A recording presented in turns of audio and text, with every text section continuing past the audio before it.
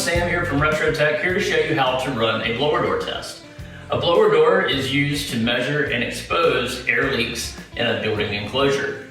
It's used by a number of trades in the construction industry, including HVAC contractors, as they use it to determine the proper size of the equipment that they're going to install, as infiltration can be a large portion of the heating and cooling load. They also use it to determine if comfort problems are due to the HVAC system or the building enclosure itself.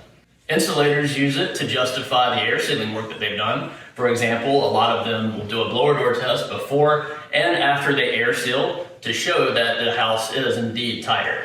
Home builders also use the blower door as a quality control tool.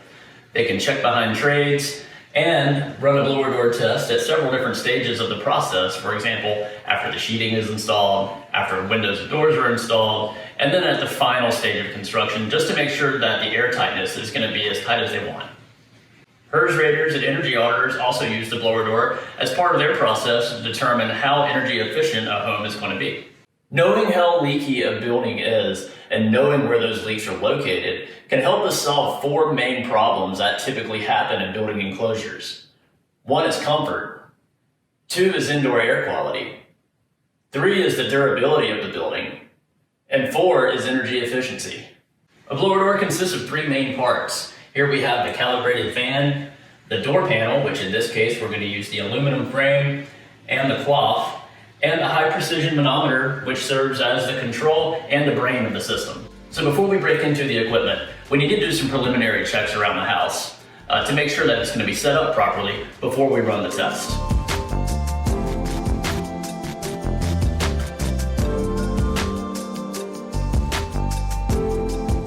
Before we get started setting up our equipment, there's a few things that we need to check out in the house first.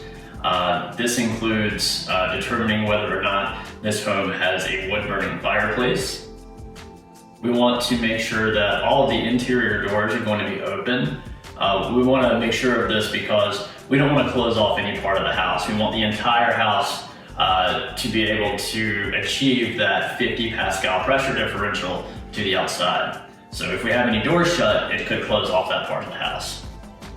Another thing that we want to make sure of is that the HVAC system is off. So if there's more than one system in the house, we want to make sure that all thermostats are set to off. And if there is a ventilation system, we want to make sure that's off too.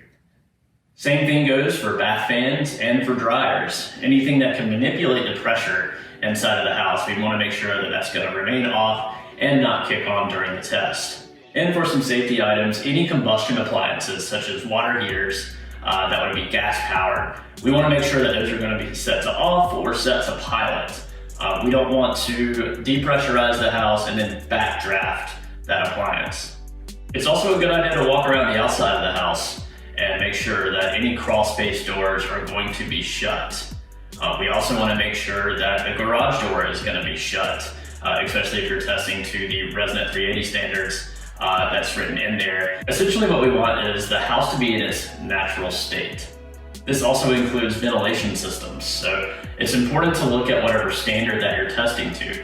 Some standards require that ventilation dampers be sealed or set up a certain way. For example, the ResNet 380 standard, if there is a ventilation system that's running continuously, we're allowed to take that off. For other types of ventilation dampers, for whole house ventilation, we want to leave those in their as found position. Usually that means there's going to be a power damper that's going to close that off. We also want to make sure that all the windows are closed and latched. If a wood-burning fireplace exists, we want to make sure that that damper is going to be closed. And if there's ashes in there, we either want to make sure we get those cleaned out or that we pressurize the space so that we don't pull those ashes into the living room. And finally, it's a good idea for existing homes to take a look into the attic. There is one scenario where we recommend not running a blower door test, and that's if the house has vermiculite insulation in the attic. Vermiculite insulation contains asbestos, so even if we were to pressurize the house, it can still disturb it and allow it to settle back into the living space. So it's important to check that out. It looks like kind of a crushed gray denim. If it does contain that and there is some weatherization work to be done, you want to get a certified contractor to come in and do the abatement on that so that it can be removed safely and then have a new, more modern, safer material brought in.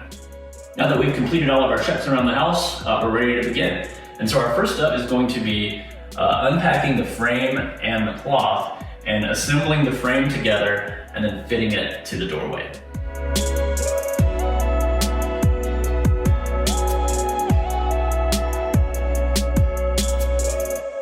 So our frame and our cloth are packed away in this sleeve.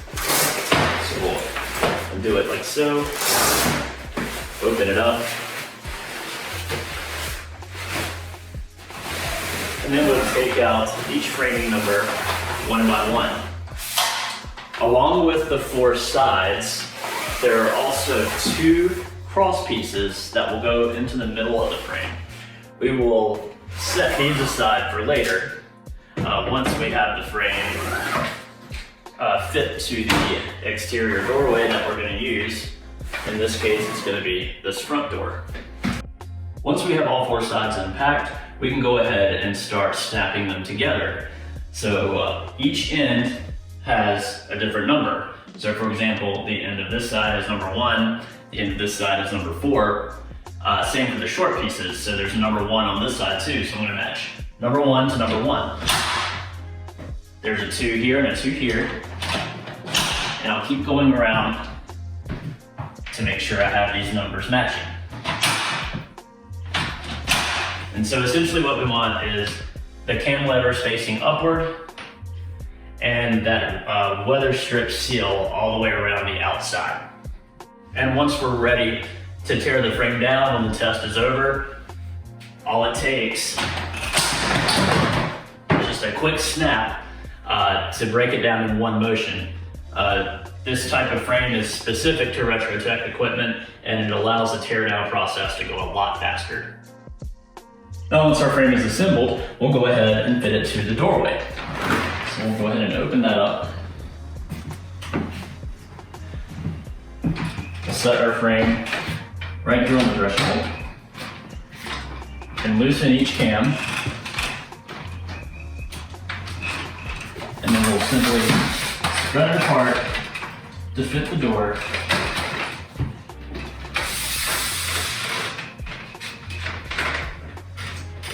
And then we'll tighten each cam so that it remains in place. We don't want to do this too tight yet because we're going to have to put it back with the canvas on. So it's going to be a little bit tighter fit when we put it back in. And then we can adjust the tightness of it once we have everything set up. Next up, we'll install the cloth.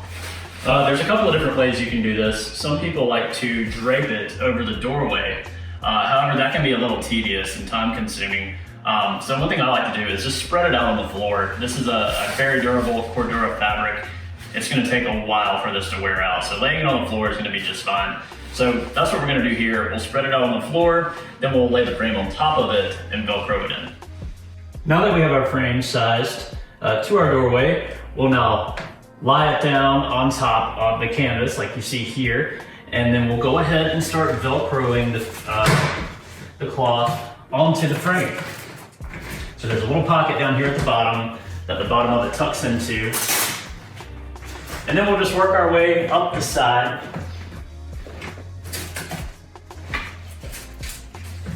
until we get to the top here.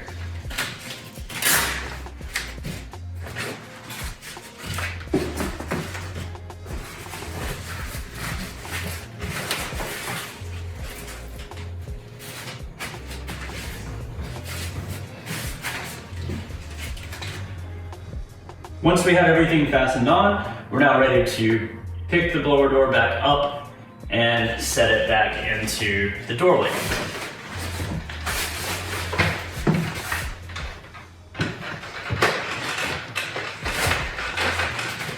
Once everything is nice and tight, we can go ahead and flip the cam levers like so, and this just tightens the frame into the doorway.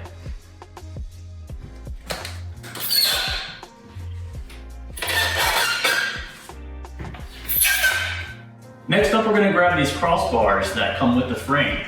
So one's gonna go just above the hole here that the fan is gonna hang from. The other one's gonna go just up top here where your gauge will attach to. The Retrotec systems come with 2 crossbars just to give you some more stability here in the doorway. These work similar to the other frame assemblies where they extend apart, and there's a hook on each end, and there are slots in the frame for these to attach to.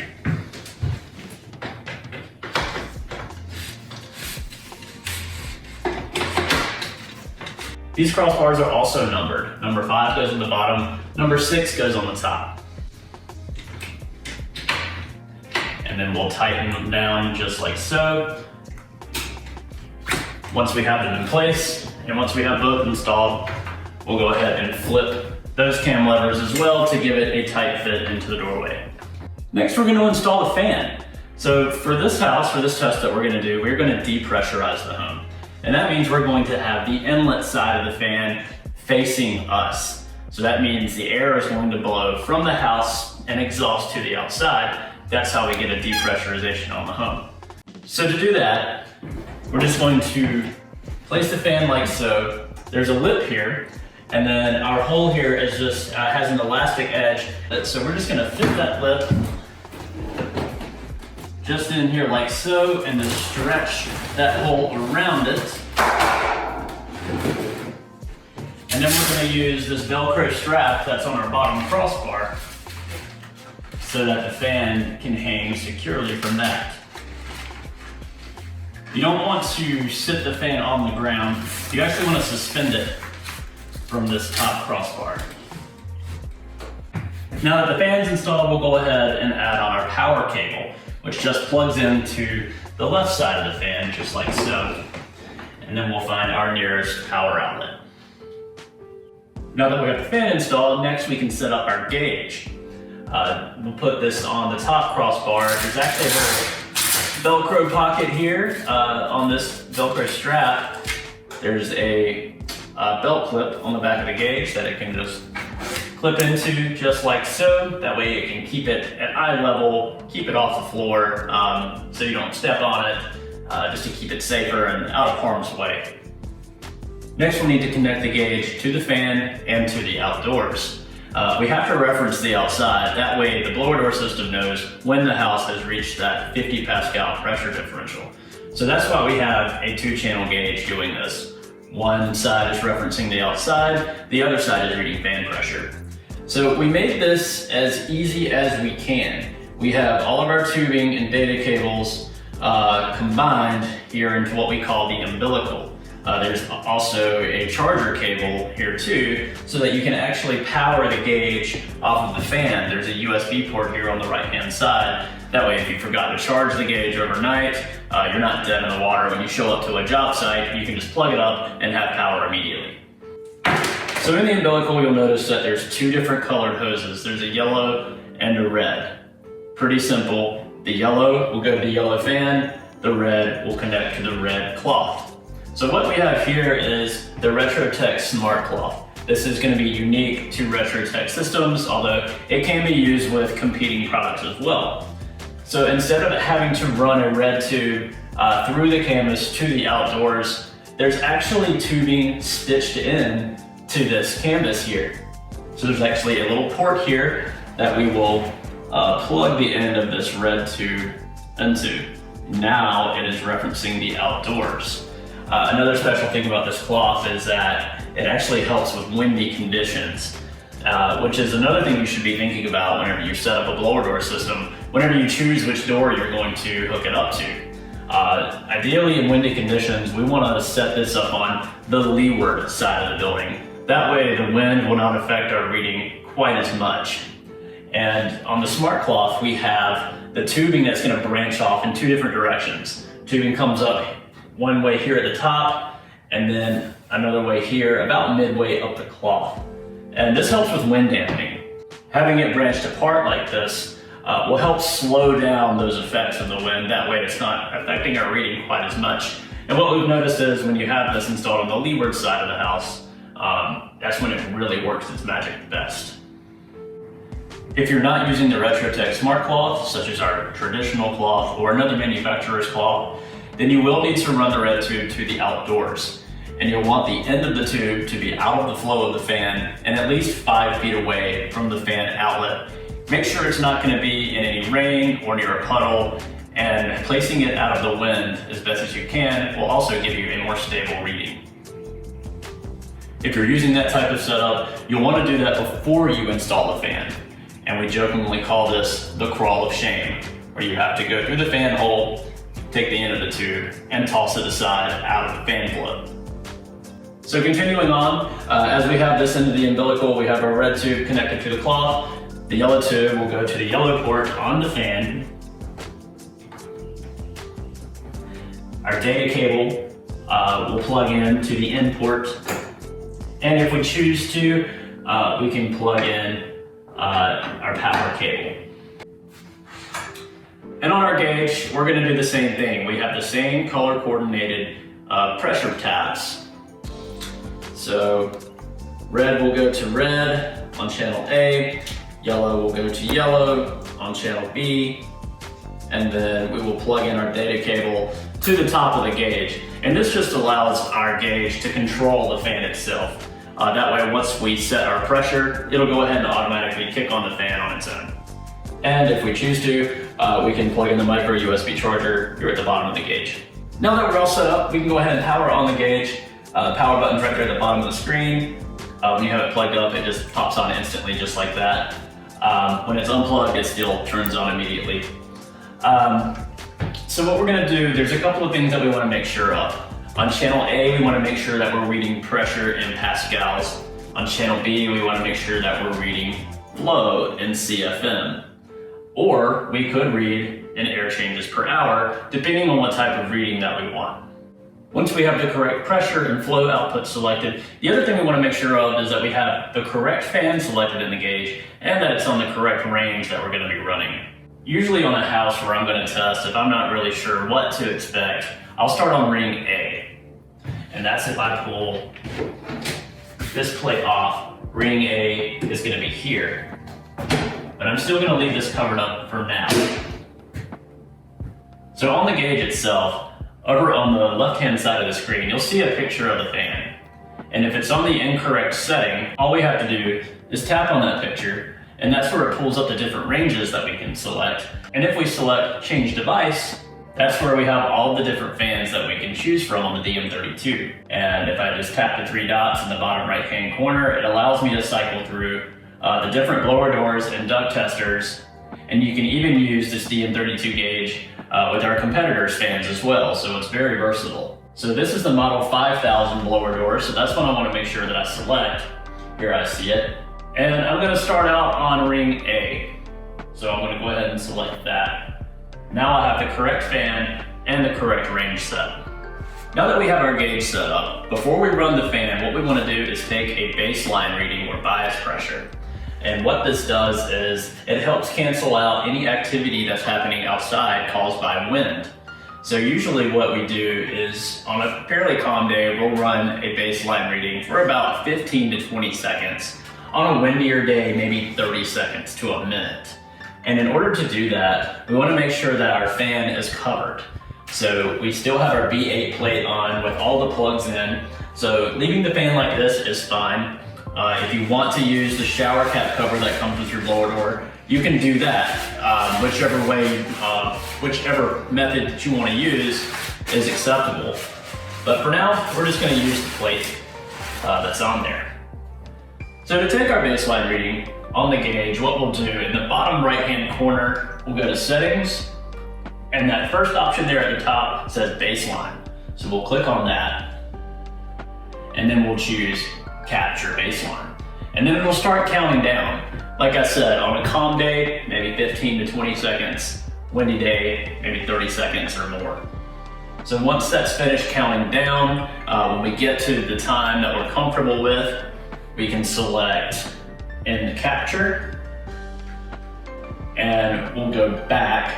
And anytime you want to go back to the home screen, no matter where you are in the gauge, you can just tap the power button, and that'll take you right back home.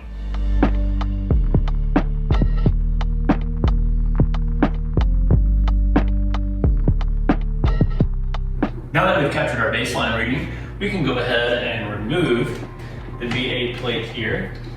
And since we're gonna start off on ring A, we'll just go ahead and leave that there. All we have to do now on the gauge is go to set pressure and enter our reading. But since I've never tested this house before, there's just kind of a safety protocol that I like to follow. I'll start off testing to 25 pascals and then just walk around and check things out. Make sure I'm not disturbing anything in a fireplace. Make sure I'm not smelling any kind of natural gas odors or anything like that. And then once everything checks out, seems okay, then I'll ramp it up to 50 pascals. So I'll hit set pressure, enter 25 here on the keypad, hit set.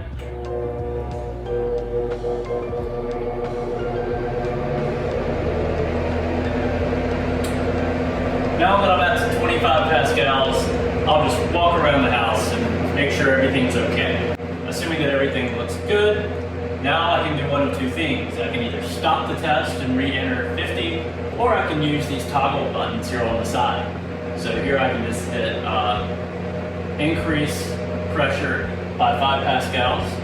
So that'll take me from 25 to 30, to 35, to 40, and just keep hitting it until I get to 50.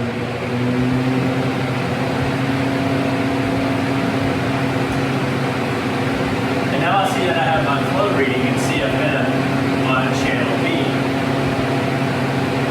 So at 50 pascals of pressure, this house is pulling just over 2,000 CFM 50.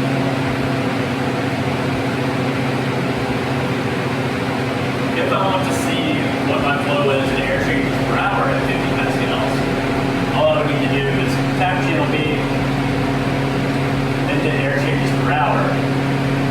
I can tap the power button to go back. Notice that I don't really have anything there. I need to enter a volume. So for me to get a reading in ACH 50, I need to have a volume input. So knowing the volume of the space is important in order to determine an ACH 50 reading. So to input that, I'll just tap on my settings. There I see volume, third option down.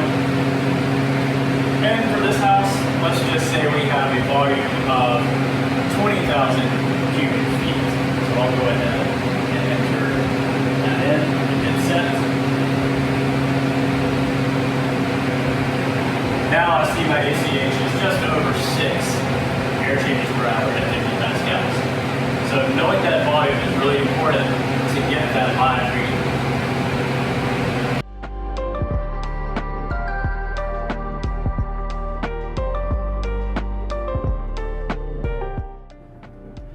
So now I want to show you a couple of scenarios to show you how to determine the right range for your fan so that you get that flow reading you need on channel B.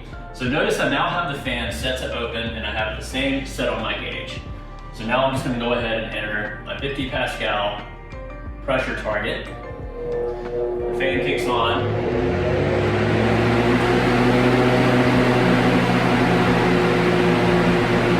And notice as the fan settles down at 50 pascals, I only have these 2 dashes showing up on channel B. That means I don't have enough fan pressure in the fan shell itself, which means I need to go down a size. So if I hit stop, change it to ring A, go back,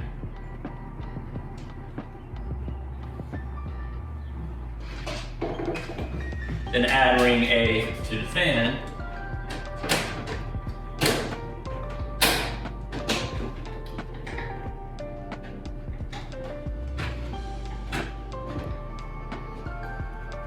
and just like we saw before,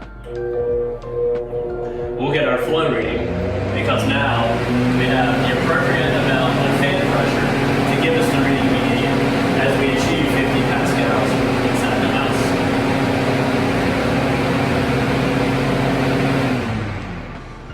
Now I'll show you a different scenario. Let's say we start our fan here in range setting B4. So we'll set our pressure target to 50 again.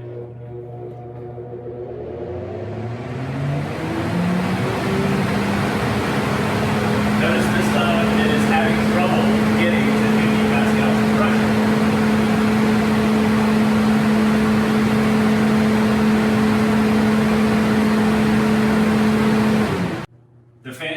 depressurize the house to 23 pascals of pressure. So since we couldn't reach 50 and we're not running the fan wide open, that means that we need to change our range so that the inlet side of the fan is more open so that it can allow more air to flow through so that it can achieve that 50 pascal pressure differential.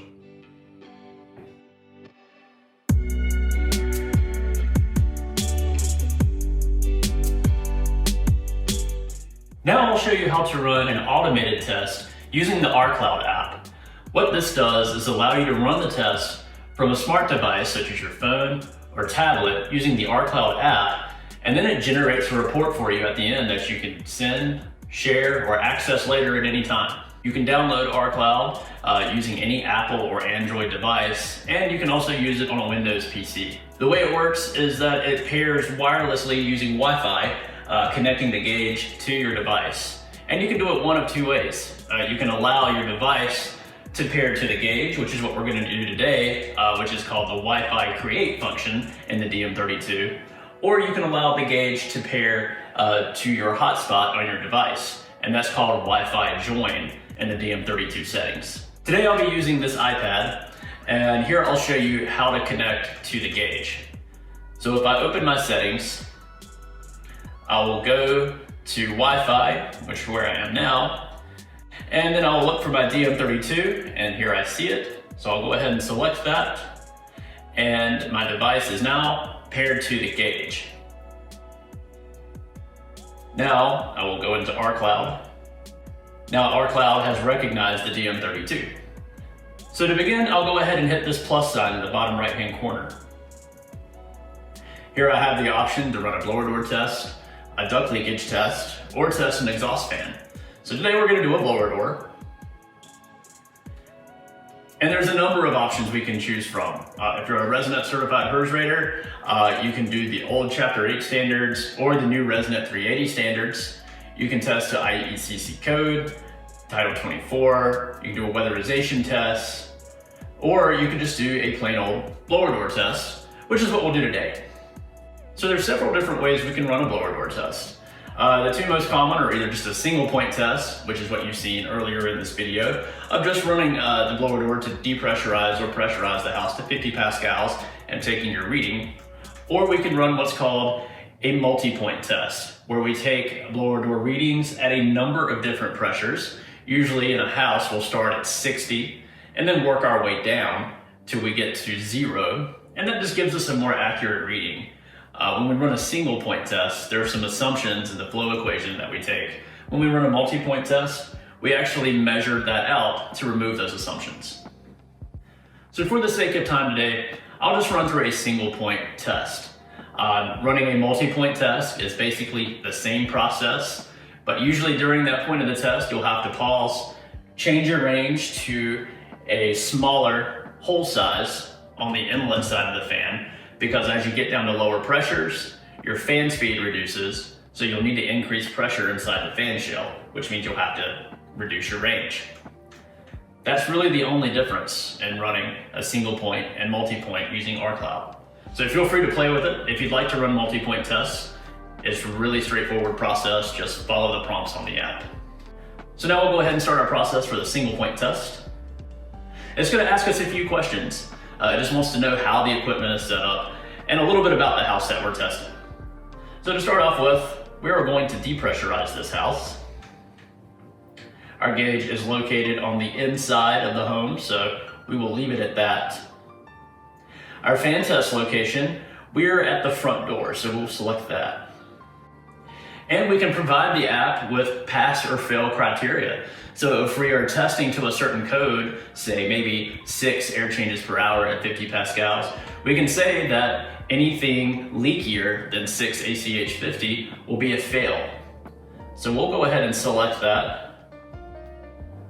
We'll choose ACH, and that ACH 50 is less than, we'll just use that same example as 6.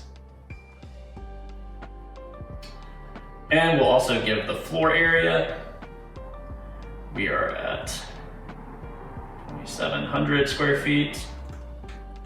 And you can either give the volume or the envelope area. Since we're doing ACH, we're gonna have to have that volume. So we will go ahead and say that this home is 30,000 cubic feet. And we'll hit next. Now on this screen, there are 4 items, and notice over on the right-hand side that there are 4 exclamation points, one for each item.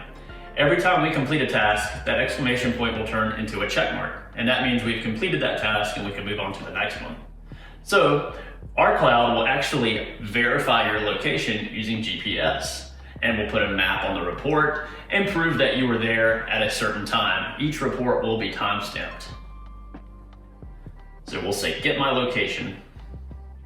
There we are. We're in Wilmington, North Carolina, and we'll hit save. Now we see that check mark on that first item. So now we'll move to the address. We will say we are at 309, and it has the rest of everything filled out. Like I said, it can go ahead and see where we are. It just wants us to verify that street number, just to make sure that everything's correct. So we'll hit verify address and save. Now we can move on to some information about the building. Our floor area, again, we are at 2,700 square feet, and we will change that volume to 30,000 cubic feet. Also has the year constructed there. This house was built in '92, so we'll leave it at that. And the last thing we need to collect is weather conditions. So the app will actually pull weather data from the nearest weather station. So we've got our wind speed, our outdoor temp, our barometric pressure. So that way, if you're testing in extreme cold conditions or extreme warm conditions or high elevations, the app will go ahead and take all of that into account and make those corrections needed. All we need to add now is the indoor temperature. We will put in 70, because that's what we have here. And we'll hit save.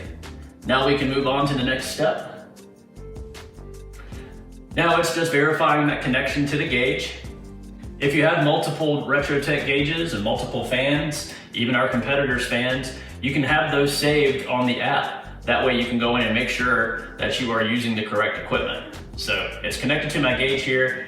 Right now I have a duct tester selected in the app, so I want to change that to my blower door that I'm using. So I'll select that, go to my list of fans, and I'm using this model 5000 fan that I have named Sam in the app. You can name it whatever you want. And we are going to start this test off on ring A. Now we're ready to start our test. So we'll hit start test here in the bottom right-hand corner. And the first thing that the app is going to want to do is go ahead and get connected to the gauge and then run our baseline test for us. Now this window pops up and says we're about to run a depressurization test, and now it's going to take the baseline reading. And so we just want to make sure that we have our fan covered up. Like I mentioned before, you can either use the shower cap cover or you can have the B8 plate with all the plugs in, and that's what we're going to do here. We're just going to leave this covered up just as it is, and we'll hit start. And now it's just going to take several baseline samples. And we have a little bit of wind happening outside today, so we can see that baseline varying just a little bit. Now it's taken all of our baseline readings, so now we can go ahead and uncover the fan.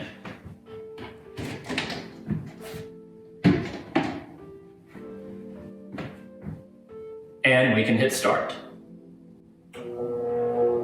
Now we hear the fan kick on.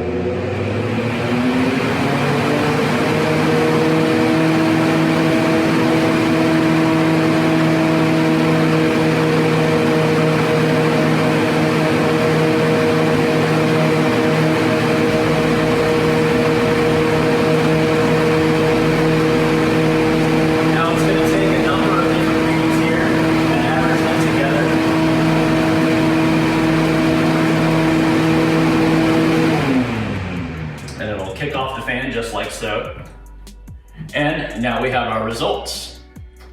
We put in our criteria that our air tightness needs to be less than 6 air changes per hour. We came in at about 5.5, so we passed. All of this looks good. I don't see anything funky that showed up. So we are gonna hit accept. And now we have our report. And this has every aspect about the test. Everything we've entered about the house, all of the weather data, the time, all of that is saved in there and is unable to be altered by the user. So if you're a HERS rater and you're reporting to your provider, this is perfectly acceptable to send in. If you need to send any of your test paperwork to show what happened. So as we scroll through, we can see everything going on about the test.